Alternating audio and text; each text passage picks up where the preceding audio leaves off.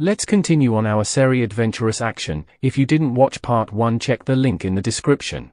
After the incident where JUMONG disappointed the king, generals inform King Gimwa how they have been out of Buyo for almost a year fighting. Chanan informs him that the Prime Minister of Hyeonchugun ordered us to return to Buyo. The king asks the priestess her opinion. She tells him that if you don't wish to wage a war with the Han, let's retreat. The king tells them to prepare. They return to Buyo, but he tells them that he doesn't fear to fight the Han. They return to Buyo after 1 year, with his 3 sons. Lady Ye Soya prepares to meet the king. Her sons joins and inform her that Daiso killed the enemy's general. At the moment of waiting the king to come, one servant informs her that the king has gone to meet Lady Yewa instead. This was a moment of heartbreak to the family. King Gimwa have a conversation with Lady Yewa, telling her that he have reclaimed some of the land to make amends with Hamosu. He continues that we have built a strong foundation that can challenge the Han, but still my debt to Hamosu is still unpaid. I promised myself to raise Hamosu's son Jumong, to be a strong hero to defeat the Han. But Jumong we have is very weak for these ambitions.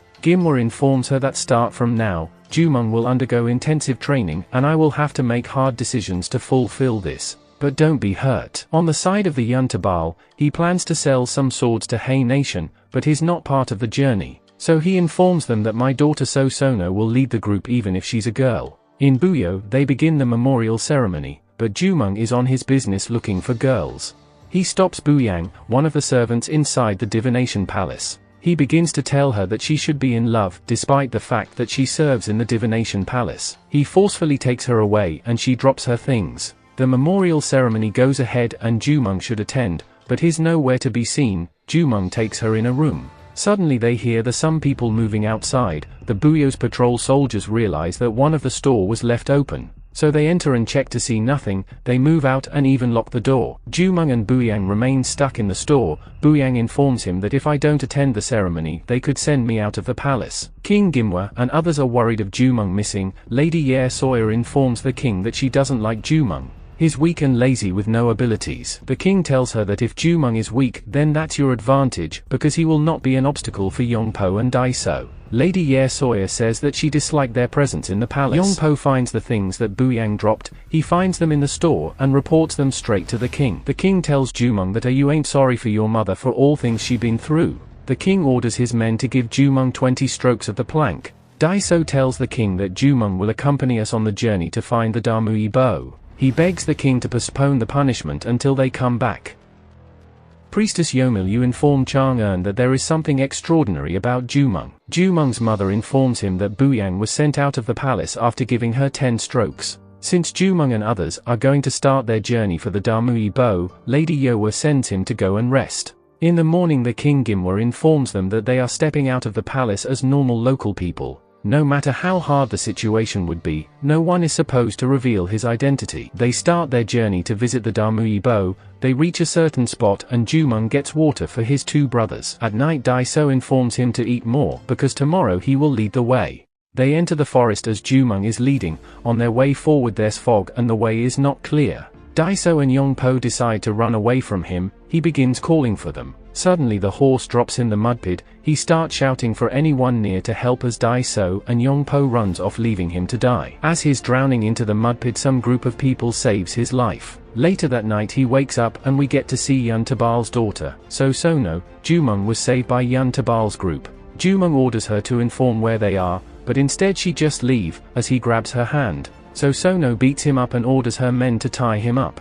Daiso and Yongpo reach Mountain Shijo where the Damui bow resides. Sosono and the group reach and meet certain men to trade with them. They check the goods and we get to see the swords made from steel. One of her men, Wote, tests these swords by hitting one of their swords and it breaks. As they proceed into the agreement, the man orders his men to kill them to take the swords for free. They start to fight, but those ancient days traders expect these moments, so they move with good fighters. They fight until they put the sword at the neck of their leader. Sosono orders his man Wote to kill them, but he denies and informs her to kill them by herself, so she decides to let them go. This annoys her, but she have nothing to do. We get to know that Wote is Jia's son. Jumong threats them that they tied him as a baby, but if they free him he will show them what he's capable of. They were not bad. They release him. They inform him that if he fights with their luggage carrier and wins him, he will be free. They start fighting but Jumong seems to be very weak. The man beats him up and falls down. Sono teases him that only his mouth works hard. This annoys him and he goes back to the battle, and they fight and Jumong surprisingly hits the man hard and he sleeps. Daiso and Yongpo reach at the top of the mountain, but get difficulties finding their way to see the Damui bow. Until later that night where Daiso gets a plan and they decide to follow the Virgin Star, they reach into a certain cave.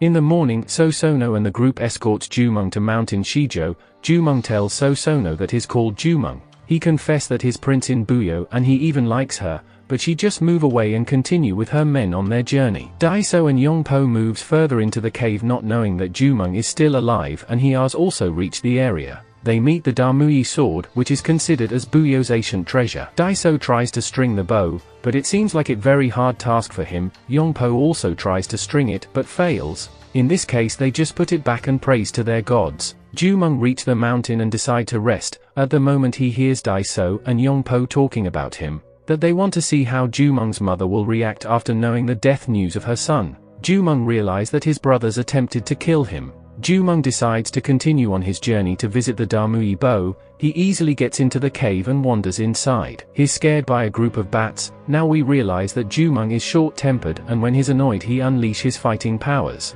He also meets Damui bow and he first prays the gods before touching it. After he picks it up and he also attempts to string it. But surprisingly he manages to do it. No one has ever managed to string it in over last 2 decades. Jumong continues and pull the string and accidentally breaks the bow. Daiso and Yongpo informs the king that Jumong is dead and King Gimwa is very furious about the news. Lady Yoa faints after hearing the news. Gimwa orders the general to go with 200 soldiers to search for Jumong. Daiso and Yongpo joins the group to search for Jumong. At the moment of departing the area, they see Jumong coming and they are very surprised. They prepare a ceremony to welcome back 3 brothers. The king asks Daiso whether he tried to string the bow. He agrees and admits that the bow is very hard. He asks the same thing to Yongpo, but he lies that Daiso managed to strung it. He asks Jumong and he tells them that he never visited the Damui bow. The king feels very disappointed again.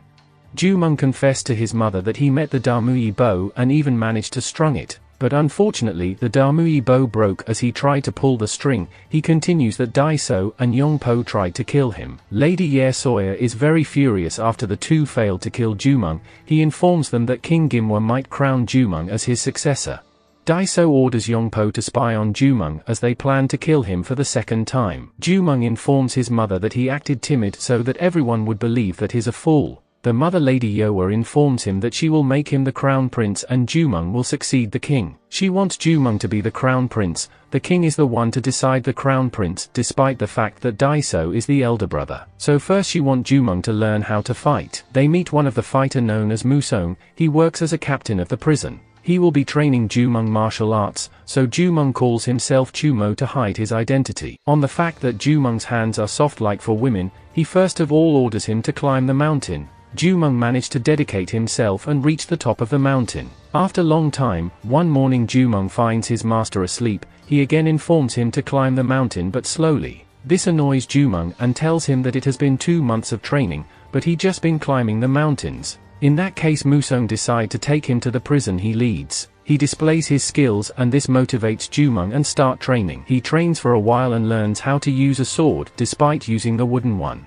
Yongpo and Daiso show off their skills and Daiso is far better and no one is better than him as a swordsman. At the moment someone informs the Prime Minister that the king wants to see him immediately. We get to know the Buyo's blacksmith has developed a new set of strong weapons. They want to get strong swords equal to that of the Han. We get to see Mo Pamo, the blacksmith. King Gimwa comes and observe the sword as he plans to test it. Sono and the group comes back and meet Yuntabal. Jia is not pleased to trade with Sono. Yuntabal informs him that Sono will be my successor and if you don't want her to lead you, better find a way out of here. Yuntabal meets Priestess Yomilyu. He informs her that he wants the ability to buy and sell not just goods, but even the whole world. She invites him to the divination temple. The ceremony to test the sword expected to be hard as that of the Han. They even invite Priestess Yomilyu to the ceremony. Daiso requests to test the sword. He even requests King to allow Jumong to be his opponent. He promises to match his swordplay with that of inferior Jumong.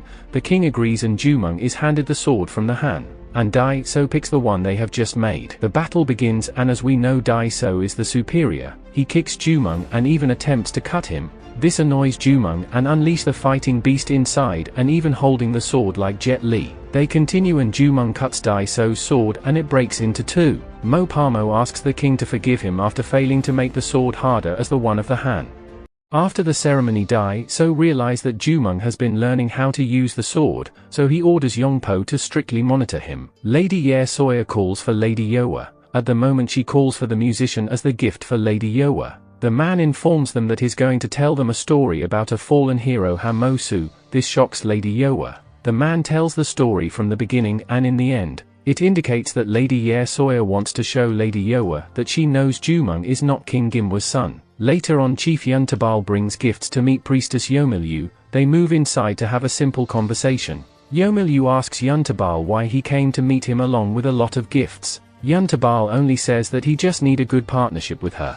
Jumong moves around the town on his way to daily martial arts practices, but he suspects as if there's someone spying on him. At the same time, Sosono and some of her father's bodyguards vote. She surprisingly sees Jumong, but he was unable to see her as he tries to run away from the spies. As a way of disappearing, Jumong decides to have a drink at a nearby bar. He continues his daily training sessions. At the moment, Jumong requests to see some of the prisoners. Musong agrees and they head inside. They start serving them food as Jumong is so curious to see their faces. They reach a certain gate and Musong suggests Chumo, for us we know as Jumong, to stay at the gate, as Musong wants to serve the last prisoner alone. Chumo wants to know why is left behind. Musong informs him that he also don't know who these prisoners are. But this prisoner was under special guard even before Musong was posted here. Chumo insists and Musong agrees. They go together. We get to see an old man who has been locked in this prison for a long time. Jumong returns home and have a conversation with his mother. He informs her about the strange man he saw who was imprisoned for decades. He was blind in both eyes. Jumong continues that he felt like he was hit by the lighting at the moment he laid his eyes on him. This story shocks Lady Yowa and remembers Hamosu. On the other side, Priestess Yomilyu calls for Prime Minister Chan. She informs him how the king wants to choose a day to honor General Hamosu's death. She after inform him that Hamosu is still alive. This statement shocks the Prime Minister. The moment the Iron Army shot the general and he drowned in the river, Gimwa was there and witnessed his death. But after a while Hamosu appeared in Buya one night. Only the priestess and the general knew about his appearance. So they decide to imprison him to a place where His Highness Gimwa can never find. They imprisoned him in a cave prison under Mountain Siomi. The next day in the midday, Chanan and Yomilyu decide to visit the prison. Jumong he comes back to meet the strange man once again. Jumong asks him about the crime he committed. But he said he doesn't know why he was imprisoned. The man admits that he doesn't remember who he is and his name. At the moment, Chanan and Yomilyu proceed inside the prison. Luckily Jumong lands his eyes on them before they see him. When they reach Hamosu's cell, he asks Musong why he came with strange people. Hamosu manages to smell the scent and realize that Musong came with two strange people, man and a woman. Prime Minister and Yomilyu remain silent and they move out and leave. Back in the palace, Dai-So orders Yongpo to bring Jumong to the training field. Jumong agrees and follow Yongpo. Dai-So asks Jumong why he usually move out, but Jumong says that he gets bored in the palace. Dai-So suggests they have a simple training challenge with Jumong. Jumong hesitates first, but he finally agrees. They take a simple fight and Dai-So breaks Jumong's sword. He informs him that no matter how hard I convince you to fight me, don't let your ego lie to you, don't ever fight with me. Later Jumong meets Mo Pamo the swordsman and they have a drink. Jumong wants Mo Pamo to make unbreakable sword for him. Dai-So have a conversation with his uncle. He informs him how the king wants to make Jumong the crown prince. His uncle replied that it's possible because His Majesty has always been taking care of Jumong. He continues that we must eliminate the troublemakers. In the loyal chambers, the king is informed that Suniban clan has started a war with Buyo.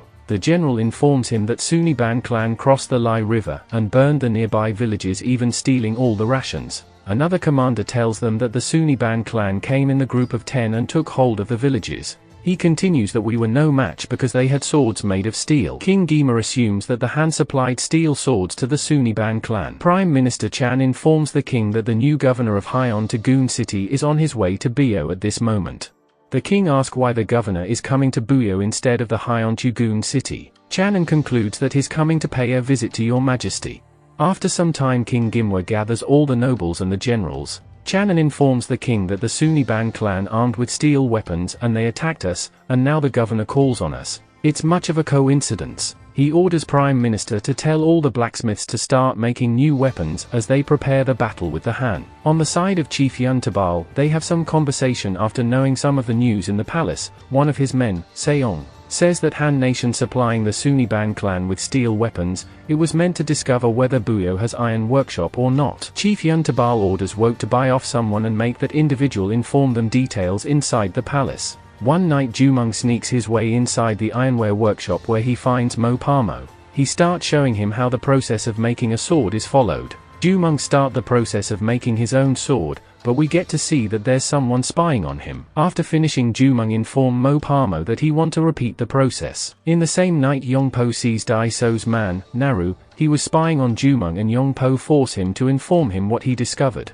He tells him that Jumong is making a sword in the ironware workshop. Yongpo orders him not to inform Dai So. The next day the Hyeonchugun governor arrives in Buyo. We get to see that his King Gimwa's old friend, now Governor Yang Jing. They set up a simple ceremony to welcome the governor. We see Gimwa very happy.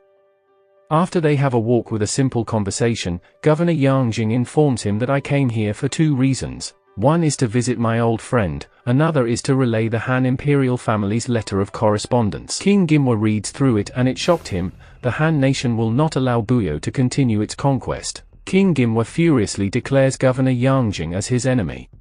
Governor Yang Jing informs him that we shall not end only on Suniban clan. The Han will also supply the steel swords to various neighboring clans. The king returns in the loyal chambers and orders the ironware workshop to be closed. Prime Minister passes the order to Mo Parmo to inform others to step out the ironware workshop and hide. Mo Parmo tries to enter the palace and inform Jumong not to return to the ironware workshop, but the guards refuse to let him inside. Jumong that very day was out of the palace to his daily training routines, so he was unable to know what is going on in the palace. Governor Yang Jing starts searching to see whether Buyo has the ironware workshop, but they were unable to discover it. That night Jumong as usual he sneaks into the ironware workshop, but Yongpo and Narua were spying on him. Jumong start lighting up the fire, but at that moment it explodes. All the guards are alerted and the governor also gets to know and sends his men to see what happened. They get to see the swords and discover the ironware workshop in Buyo. Yongpo informed Daiso that he was behind the plan of explosion. He tried to kill Jumong, but this fool didn't realize the seriousness of his mistake. Daiso furiously tells him that the governor came to watch and gather intelligence on Buyo's sword manufacturing, and because of Yongpo the governor is now aware of everything.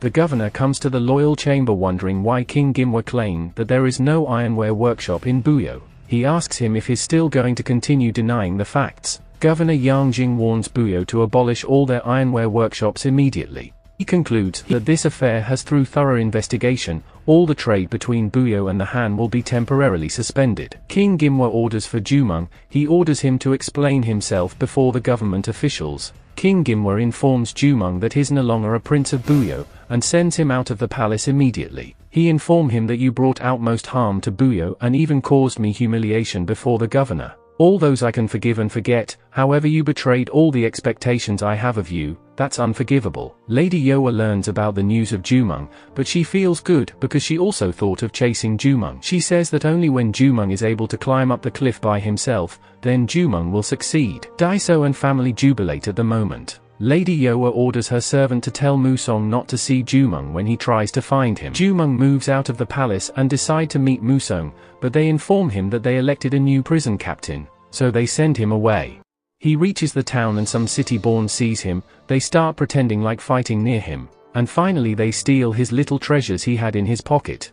After their mission they meet a certain trader, Dochi. They present what they are selling and he informs them that no any ordinary person is able to afford this stuff. We get to see Buyang the former priestess's servant working at Dochi's place. One of the thieves, he seemed to have a crush on her.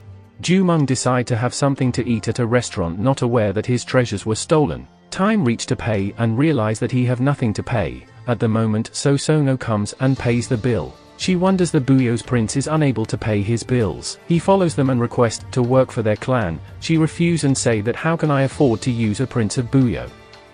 We shall continue from here the next time. Subscribe to the channel to halo it out. Thanks for watching.